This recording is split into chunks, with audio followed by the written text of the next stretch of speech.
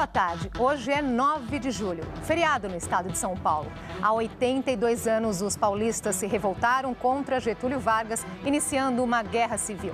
São Paulo pegou em armas na tentativa de derrubar a ditadura, escrever uma nova Constituição e libertar São Paulo, que vivia sob intervenção federal. 1930. Getúlio Vargas tinha tomado o poder no país, fechou o Congresso, aboliu a Constituição e nomeou interventores nos estados. Insatisfeitos, os paulistas planejavam a rebelião. No dia 23 de maio de 1932, no centro de São Paulo, 4 jovens estudantes de direito foram mortos. Martins, Miragaia, Drauzio e Camargo batizaram o movimento da Revolução, MMDC. O poeta Paulo Bonfim tinha 6 anos, mas lembra muito bem do dia seguinte. Eu tenho nítida lembrança de ter ido com meu pai à Praça da República e aquela cena desoladora dos vidros dos lampiões de gás quebrados, manchas de sangue na calçada, veículos tombados também, as árvores cravejadas de balas. A morte dos estudantes foi o estopim. A Revolução Constitucionalista teve início em 9 de julho e mobilizou 35 mil homens entre militares e civis.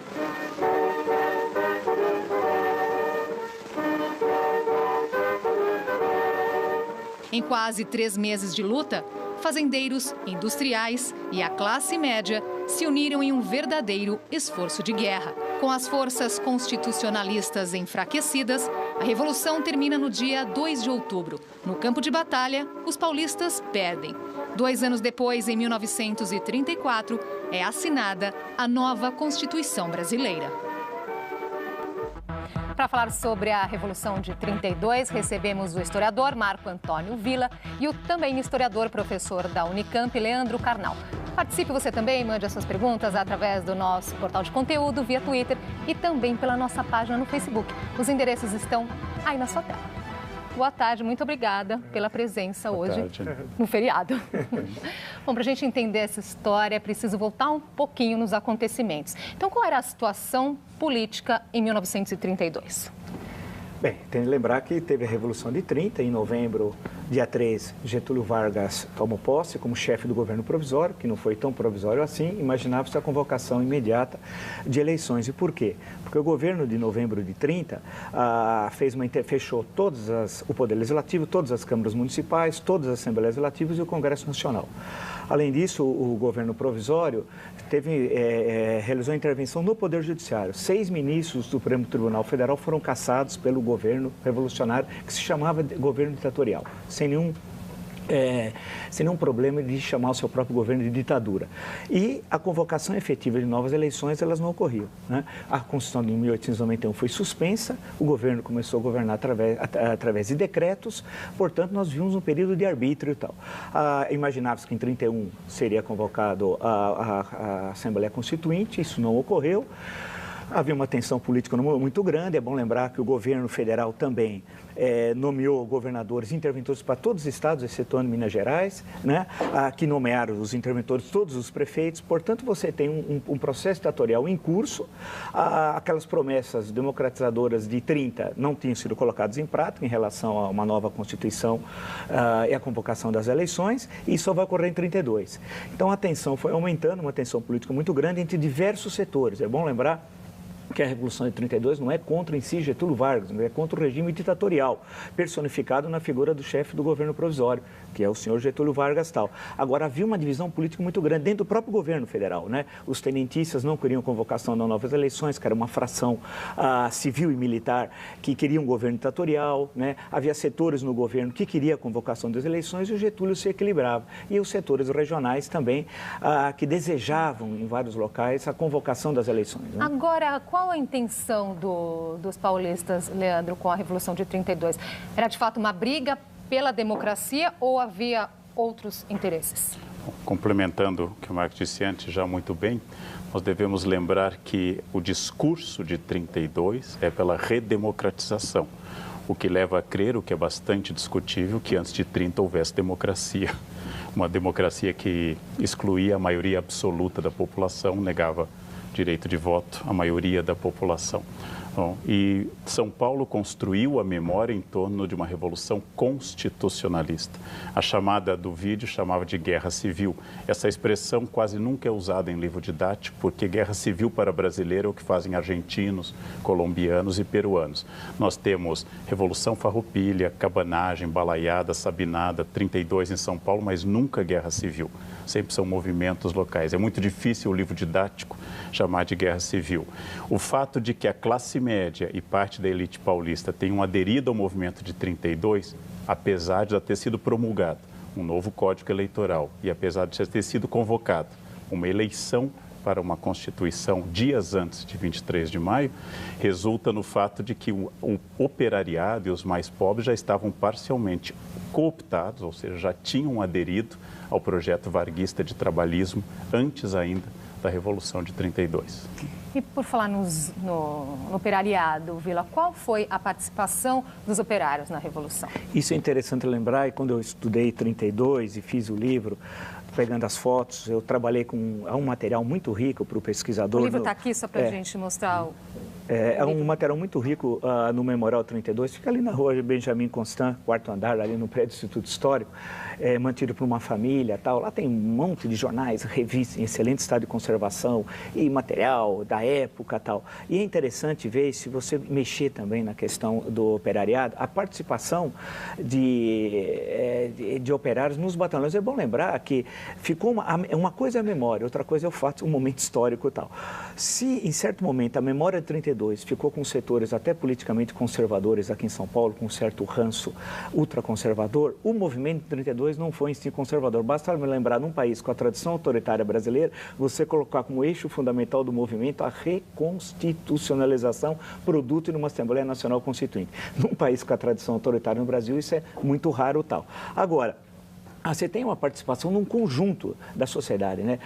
Paulista tal. Claro que você tem o andar de cima, vamos chamar elite, mas você tem os operários, né? As fotos mostram isso, a presença das várias frações das classes médias tal. E como esse movimento se espalhou para o resto do Brasil. É importante destacar o apoio que teve entre os estudantes do Rio de Janeiro, que era a capital federal, como que o governo central atacou as passeatas, atirou, prendeu o líder estudantis no Rio. A participação de Minas Gerais no movimento, por exemplo, com a prisão de Arthur Bernardes, a participação do Rio Grande do Sul e a prisão de Borges Medeiros. Em suma, é um movimento que tinha uma presença nacional. Ele acabou, por uma série de circunstâncias, ficando restrito ao Estado de São Paulo. Mas o objetivo central era a reconstitucionalização do país. Daí a participação de amplos setores que, naquela conjuntura, colocava a necessidade de que o governo provisório encerrasse a sua, que não era tão provisório assim, vai ficar quase 4 anos, e convocasse as eleições. Porque ninguém acreditava que a eleição seria realizada. O Código, quando em fevereiro se fala na eleição, que seria em maio do ano seguinte, em maio de 33, as pessoas diziam que era eleição para inglês ver. Ninguém acreditava que ela seria realizada. Agora, se a questão era de fato política, né, como a gente está dizendo aqui, por que a necessidade de pegar em armas foi inevitável? É sempre difícil responder o que teria sido, já que a história só estuda o que foi. Mas muita gente leu a Revolução de 30 como São Paulo, já que derrubou um paulista que nasceu no Rio de Janeiro, que era o Washington Luiz, derrubou um presidente paulista eleito, o ex-governador Júlio Prestes, colocou no poder um grupo de oligarquias dissidentes, como a Gaúcha, por exemplo, e era visto por São Paulo também como um ato de 30, como um ato contra São Paulo.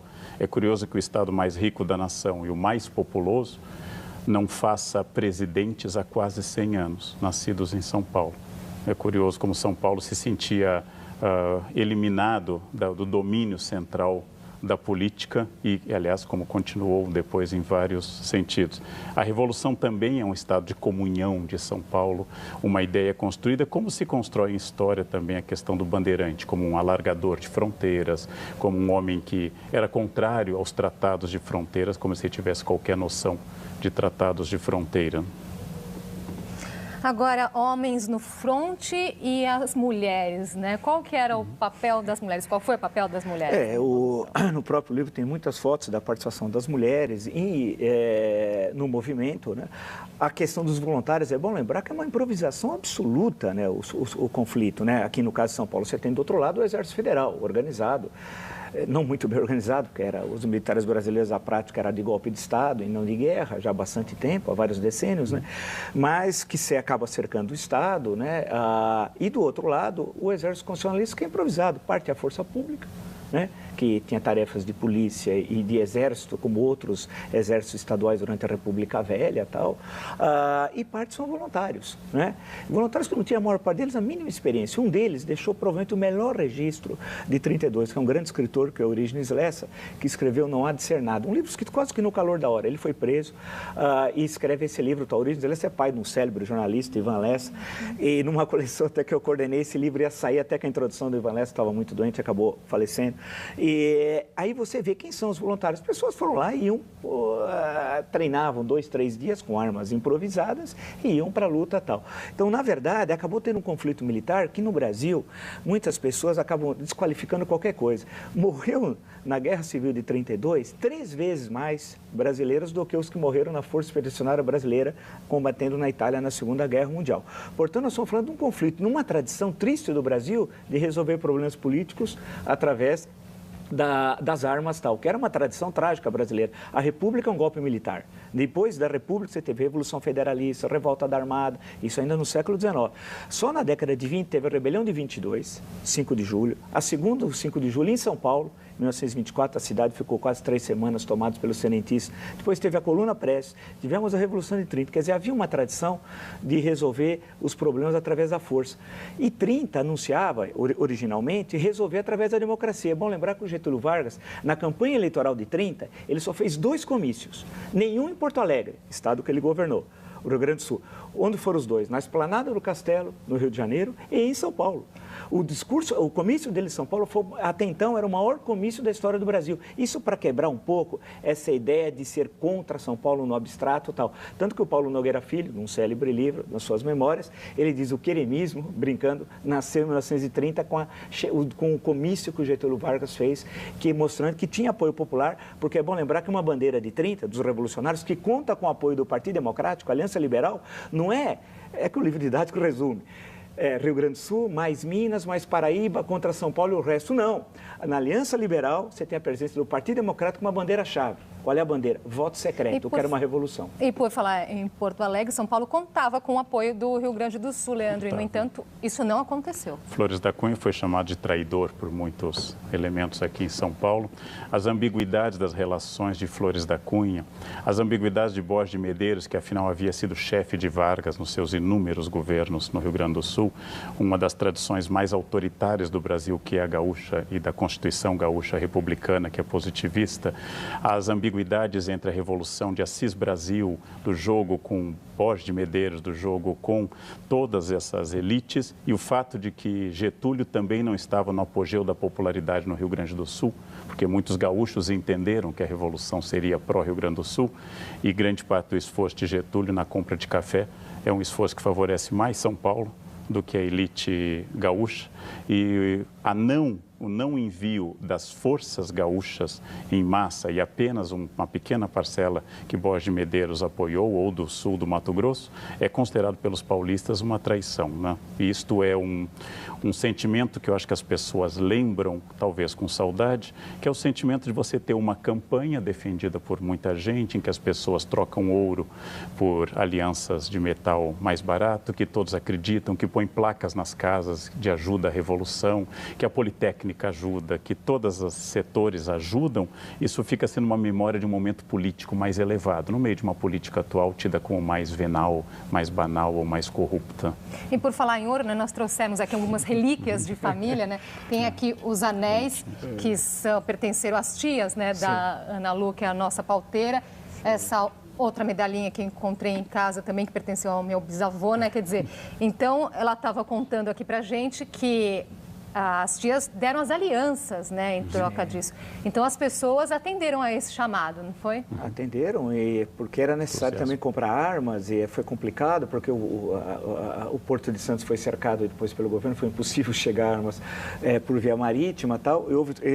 Todo esse dinheiro recolhido, que foi para o esforço de guerra, passou a circular uma moeda própria durante o período.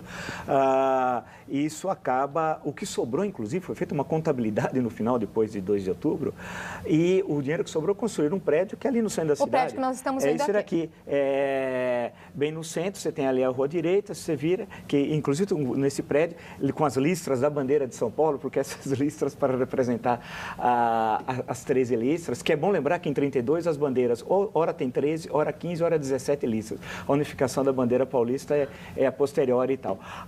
Inclusive não está o mapa do Brasil, está o mapa da América do Sul, que originalmente a bandeira era o mapa da América do Sul e tal. E esse edifício foi construído com a sobra desses recursos obtidos. Estava aqui, das armas, já dá para a gente ver, que a gente estava comentando a questão das armas improvisadas, né, de como que era o soldado do lado do governo. Sim. E aí as armas improvisadas, então, do lado dos soldados constitucionalistas, né? Há uma célebre matraca, que é essa daí, que simula a metralhadora e tal, né? Agora, como foi a atuação da imprensa na época? Houve censura? Toda a guerra tem censura, toda dos dois lados. Os boletins do governo, se você, eu até falo no livro, se alguém tivesse como única fonte, acabasse toda a imprensa no Brasil, e um pesquisador chegasse daqui 3.000 anos e fosse estudar, olhasse só o jornal Estado de São Paulo, ele não ia entender como você tem vitórias consecutivas e subitamente a rendição. Se ele tivesse como fonte o jornal Estado de São Paulo, porque é só vitórias, vitórias, vitórias e rendição em final de setembro e assinar no dia 2 de outubro. Então você tem a censura de um lado e a censura do governo federal. Agora, interessante é a participação dos intelectuais, né? Eu destaco, por exemplo, a participação do Mário de Andrade, tem uma participação ativa no movimento, escrevendo e tal. Outros intelectuais que sumiram, o Oswaldo de Andrade foi uma fazenda no interior de São Paulo, só reapareceu depois. O Carlos Drummond de Andrade era chefe de gabinete do Gustavo Capanema, ainda no governo de Minas, e vem, inclusive, aqui até a divisa, escreve apoiando o governo federal e tal. Então, é interessante ver também que a gente nunca, nesses movimentos, a gente destaca, é a participação dos intelectuais, de um lado ou de outro, e a existência da censura, como em qualquer movimento desse tipo. Nós vamos precisar fazer uma pausinha aqui na nossa conversa e o JC Debate volta já.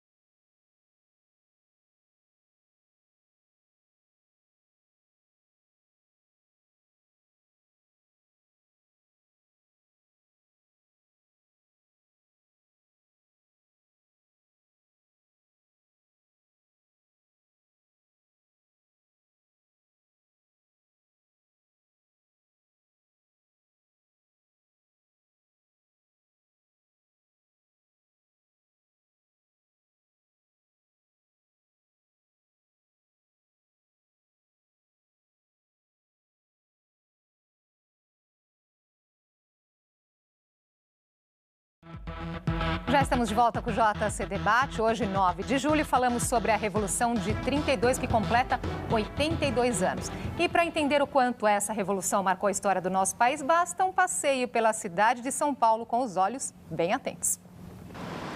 23 de maio. Você sabe por que essa importante ligação da Zona Sul à região central da cidade leva esse nome? A avenida é uma homenagem aos jovens estudantes Martins, Miragaia, Drauzio e Camargo, MMDC. Eles foram mortos no dia 23 de maio de 1932 pelas forças que apoiavam a ditadura de Getúlio Vargas. Os restos mortais desses ex-combatentes estão no obelisco do Parque do Ibirapuera, um mausoléu feito pelo escultor italiano Galileo Ugo Emendabile, uma homenagem aos que foram considerados heróis da Revolução de 32. E perto dali está outra avenida muito movimentada, a 9 de julho, data do início do Levante. Porém, não há na capital paulista nenhuma praça, rua ou avenida que leve o nome do presidente que governou o país por 18 anos, como existe em outros municípios, como a importante Avenida Presidente Vargas, no Rio de Janeiro. Não há, de fato, em São Paulo, ruas, praças com o nome de Getúlio Vargas, né? Existe a Faculdade Getúlio Vargas, que fica, curiosamente, na 9 de julho. E, em 1938, Getúlio Vargas esteve na inauguração dessa avenida e do Túlio 9 de julho. No interior de São Paulo está cheio de avenidas Getúlio Vargas.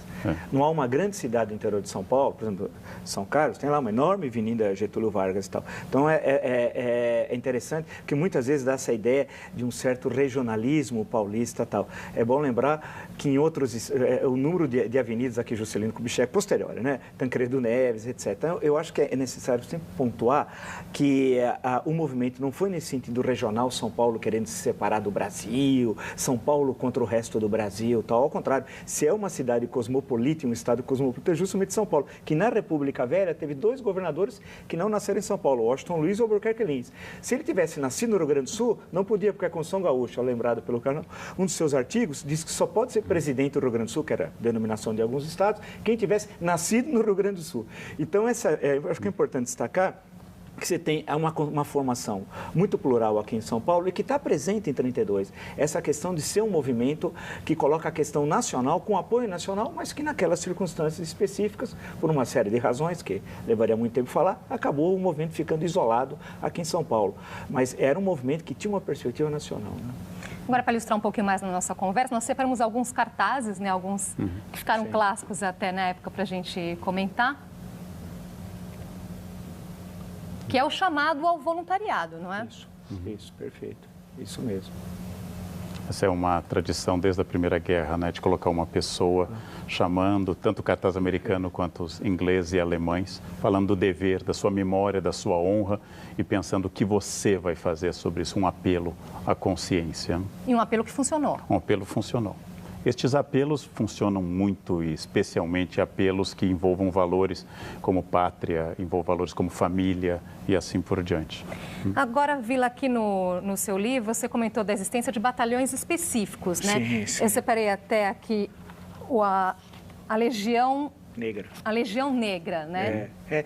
Depois até alguns trabalhos acadêmicos que foram depois trabalham especificamente no caso da Legião Negra, tem a questão de batalhões indígenas, tem até o do futebol, tem até o goleiro do meu time, o Atchê, que é o goleiro do Santos, aparece uma das fotos. O Arthur Federach, hoje não pode falar de futebol, é um dia triste, né? Mas o Arthur Federach foi o primeiro grande craque do Brasil no final dos anos 10, anos 20.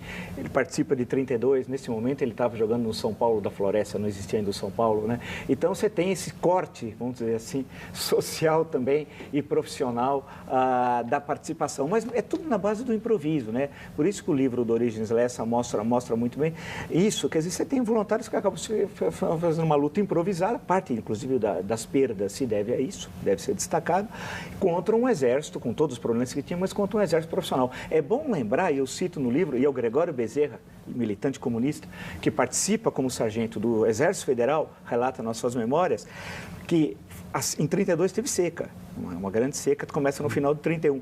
E são trazidos soldados improvisados também do Ceará, onde ele servia, o Gregório Bezerra, para lutar junto com o governo federal. Imagina essa situação que não tinha nem ideia do que estava acontecendo, se era alistado à força, que era uma prática brasileira ainda, de alistamento à força para fazer parte do Exército Federal, né? Que tinha, em termos de homens, tinha cerca de 2 a 3 vezes o número superior do Exército chamado Exército Constitucionalista, que era extremamente improvisado, e em termos de armamentos, tinha armamentos muito mais superiores. E teve, inclusive, o uso da aviação como instrumento de guerra, com vários bombardeios. E o uso da aviação pela primeira vez, não foi? Pela primeira vez aqui no Brasil. Tal, a utilização, então... e eu mostro também, inclusive, aquela história do Santos Dumont, que teria se suicidado, por causa que isso é uma balela, não tem nada a ver, que os fatos não batem. Ele se suicidou em julho de 32. Mas não tem nenhuma relação com o episódio. Uma coisa... inclusive porque a questão das datas não bate. Esse que é o problema. O bom do historiador, que o historiador geralmente é chato, né? Então ele vai pegar as datas de quando que ocorreu o episódio do uso do bombardeio e quando ocorreu o suicídio. Não há nenhuma relação entre um fato e outro. Então. O que foi determinante para a rendição de São Paulo? Do ponto de vista material e técnico, a inferioridade militar de São Paulo numérica, né, num Brasil que já na campanha de 30 se falava de 17 contra 3, né?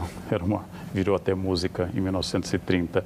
É o fato de que, apesar dos apoios espirituais e políticos indiretos e pouquíssimo apoio efetivo, como do Estado do Maracaju, o Brasil não queria lutar ao lado de São Paulo, não queria, provavelmente, reconstituir um sistema político que algumas elites e algumas oligarquias não quiseram. E, acima de tudo, São Paulo adquire desde cedo e continua com uma identidade um pouco única. Acho que o fato de ser um estado que desde o período colonial se voltava para o interior, o fato de ter se voltado a uma economia totalmente distinta da economia do litoral, em grande parte, fez de São Paulo uma autonomia muito maior. Este lema, que é muito posterior a tudo isso, não do Corduco, este lema é um lema que tem a ver com uma concepção bastante posterior aos episódios da colônia de autonomia, ou como diz de forma jocosa o Macaco Simão, escreveu uma vez, paulista tira férias para estressar o Brasil, porque cobra do Brasil inteiro. Rapidez, se fosse em São Paulo seria assim. E assim, e curiosamente, como eu comentei antes, os paulistas não fizeram outro presidente da República. Agora, qual que é a lição que fica e por que é importante a gente sempre voltar a esse assunto da Revolução de 32? Num país autoritário que nunca teve, que sempre teve um problema, que tem até hoje, da construção da democracia no país, isso é evidente, você lembrar de um movimento que colocou a questão da Constituição, que é bom lembrar que vai ocorrer, no ano seguinte, em maio, é realizada as eleições para a Assembleia Constituinte e da forma correta. Você não elege deputados e senadores, você elege constituintes, porque senão, se você elege deputado e senador, você pressupõe que vai ser um parlamento bicameral. Isso é um absurdo, isso é um absurdo. A eleição de 33, não. Elegeu constituintes. E eles é que vão definir depois se teria parlamento, como teve, bicameral, dissolve a Assembleia e convoca novas eleições. Foi uma Assembleia exclusiva. E pela primeira vez com o voto feminino, claro que o número de votantes femininos não foi grande, mas foi obtido o direito, a justiça eleitoral, o voto secreto. Então isso foi importantíssimo. Que a Constituição durou pouco, isso são outra história, a Constituição 34, que depois a eleição foi foi indireta para presidente. E uma briga de gaúchos. Getúlio, em 34, concorreu com Borges Medeiros. Essa foi a disputa tal. E teria eleição em 38, que depois veio o golpe de Estado. Então, lembrar de um movimento que coloca a questão democrática, uma Assembleia Constituinte, a Constituição, num país com uma tradição autoritária no Brasil, isso é extremamente importante. Eu acho que um efeito da Revolução de 32, ainda que essa história se evite a palavra efeito, atinge a muita gente, a nós inclusive, que é a USP. A USP é uma universidade cuja raiz está num projeto que tem a ver com a Revolução de 32, uma universidade de comunhão paulista, feita pelo interventor que sucedeu ao movimento da Revolução.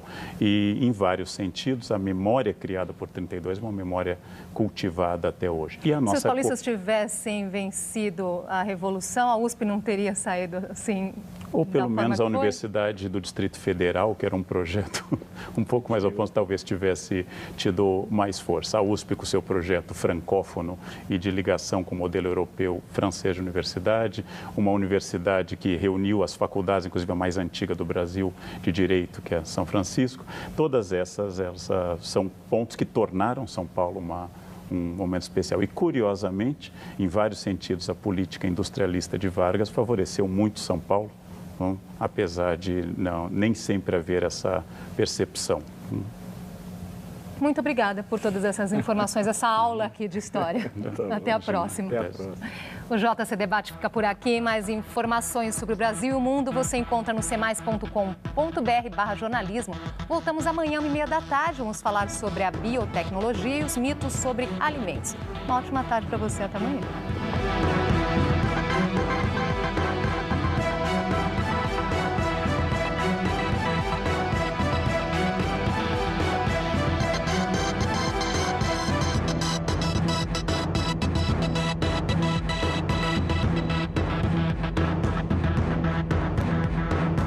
entender essa história, é preciso voltar um pouquinho nos acontecimentos. Então, qual era a situação política em 1932?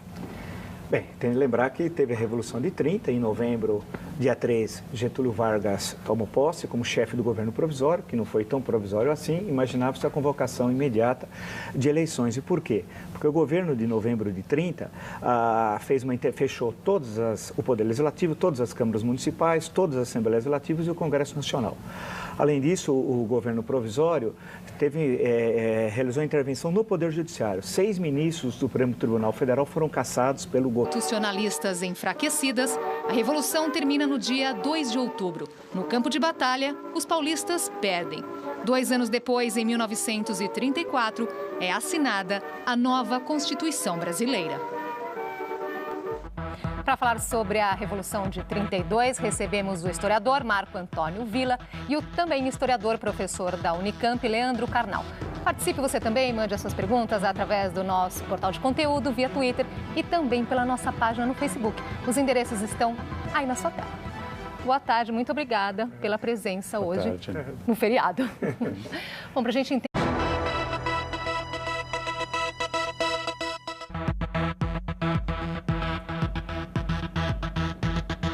Boa tarde. Hoje é 9 de julho, feriado no estado de São Paulo. Há 82 anos, os paulistas se revoltaram contra Getúlio Vargas, iniciando uma guerra civil. São Paulo pegou em armas na tentativa de derrubar a ditadura, escrever uma nova Constituição e libertar São Paulo, que vivia sob intervenção federal. 1930, Getúlio Vargas tinha tomado o poder no país, fechou o Congresso, aboliu... Dos vidros, os lampiões de gás quebrados, manchas de sangue na calçada, veículos tombados também, as árvores cravejadas de balas. A morte dos estudantes foi o estopim. A Revolução Constitucionalista teve início em 9 de julho e mobilizou 35 mil homens entre militares e civis.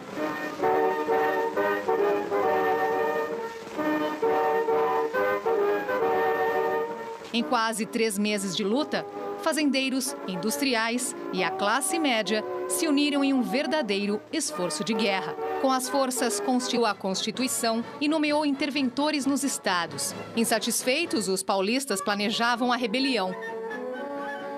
No dia 23 de maio de 1932, no centro de São Paulo, 4 jovens estudantes de direito foram mortos. Martins, Miragaia, Drauzio e Camargo batizaram o movimento da Revolução, MMDC. O poeta Paulo Bonfim tinha 6 anos, mas lembra muito bem do dia seguinte. Eu tenho nítida lembrança de ter ido com meu pai à Praça da República e aquela cena desoladora.